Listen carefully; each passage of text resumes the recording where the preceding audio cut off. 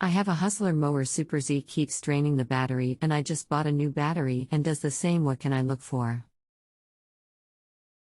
Have you replaced parts of your lawn mower before? If so, how long ago? No, just the battery. How long has this been going on with your lawn mower? What have you tried so far? Last week battery went down, 2 years old, so I bought a new battery and it does the same. Anything else we should know to help you best? When I put the new battery, cut the grass about 3 hours, cut it off, would not start, charge the battery and then it will start and PTO will kick in. Hello, my name is. I would like to assist you with this.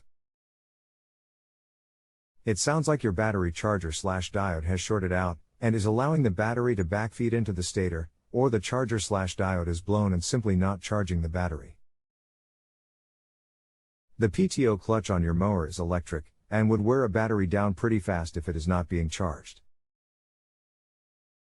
If you have a home improvement or appliance question and want to chat with an expert now, visit JustAnswer.com/YTHI.